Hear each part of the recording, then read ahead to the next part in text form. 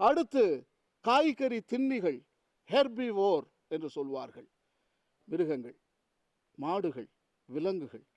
அதைத் தொடர்ந்து கறி தின்னுகள், கார்னவோர் என்று சொல்வார்கள் ஆங்கிலத்தில். கடைசியாக ஓம்னிவோர், இரண்டையும் தின்பவர்கள், அவர்கள்தான் நாம். இந்த உணவு சங்கிலியை எவ்வளவு அழகாக இறைவன் நமக்கு படைத்து கொடுத்திருக்கின்றார். அவருடைய ஞானம் இனிமேல் தான் அதிகமாக வெளிப்பட போகின்றது. 4வது நாள், 5வது நாள், 6வது நாள், தற்போதைய நேரத்திலே 3வது நாள்.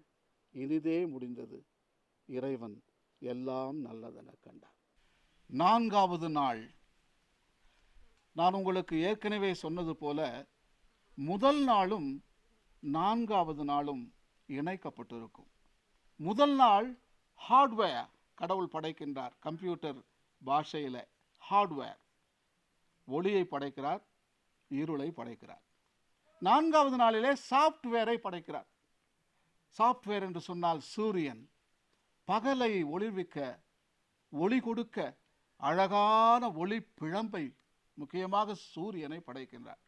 சூரியன் ஏறக்குறைய 96 மில்லியன் மைல்களுக்கு அப்பால் இருக்கின்றது. சூரியன் 136 மில்லியன் கிலோமீட்டர் தூரத்தில் இருக்கிறது.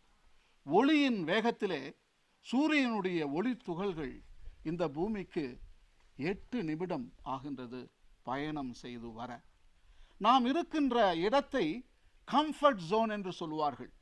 சூரியனுடைய தொலைவிலிருந்து பூமியில தான் உயிர் இருக்க முடியும். செவ்வாய் கிரகத்திலையும் உயிர் இருக்க முடியும், புதன் கிரகத்திலையும் உயிர் இருக்க முடியும். வாழுகின்ற zone, habitable zone 136 million kilometre தூரத்தில் தான் வர வாய்ப்பு இருக்கின்றது. ஆகவே தான் பூமியில் உயிர் இருக்கின்றது. ஒளியை ஏன் படைத்தார் என்றால், ஒளியை நம்பி இருக்கக்கூடிய உயிரினங்களுக்கு வாழ்வு தரத்தான் ஒளியை படைத்தார். ஒளி இல்லை என்றால் ஒளிச்சேர்க்கை இல்லை, உணவு இல்லை. நமக்கு உஷ்ணம் தேவைப்படுகின்றது.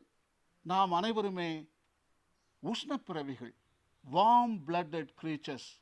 ஸோ நமக்கு உஷ்ணம் இல்லை என்றால் அழிந்து விடுவோம். ஒளியை பார்த்தால்தான் நமக்கு மகிழ்ச்சி வருகின்றது, இருளை பார்க்கின்ற பொழுது தூக்கம் தான் வருகின்றது.